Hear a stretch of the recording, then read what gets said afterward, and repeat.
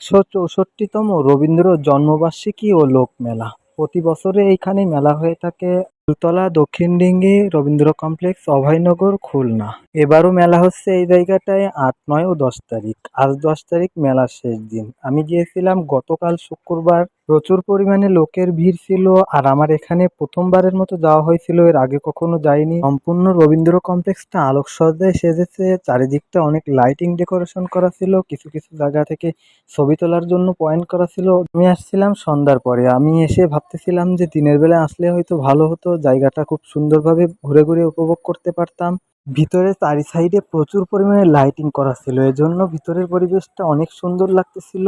এই সাইডে ছিল কয়েকটা সেলফি পয়েন্ট, অনেক লাইটিং ডেকোরেশন করা ছিল, এখান থেকে খুব সুন্দর সুন্দর ছবি উঠতেছিল। এই হচ্ছে রবীন্দ্র কমপ্লেক্সের ভিতরে লোকজনদের ভিড়, আর এই সাইডের কর্নারের উপর থেকে এই ভিডিওটা নেওয়া। কমপ্লেক্সের সামনে একটা বড় মাঠ আছে, ওখানে হচ্ছে মেলার মূল আয়োজনটা হচ্ছে। এখানে কিন্তু অনেক দোকান রয়েছে, অনেকগুলো রাইডও রয়েছে বাচ্চাদের, যেখানে বাচ্চারা খুব এনজয় করতে পারবে আনন্দের সাথে। নাগরদোলাও রয়েছে। এরপর আমরা সম্পূর্ণ সাইড ঘোরাঘুরি করে চলে আসছিলাম ম্যাজিক নৌকায় ওঠার জন্য, আর আমরা ম্যাজিক নৌকায় উঠেও গেছিলাম। এই হচ্ছে নৌকার উপর থেকে পুরো মেলার ভিডিওটা করা। তো যারা এখনো মেলায় আসেননি, অবশ্যই এসে ঘুরে যেতে পারেন, আশা করি ভালো লাগবে।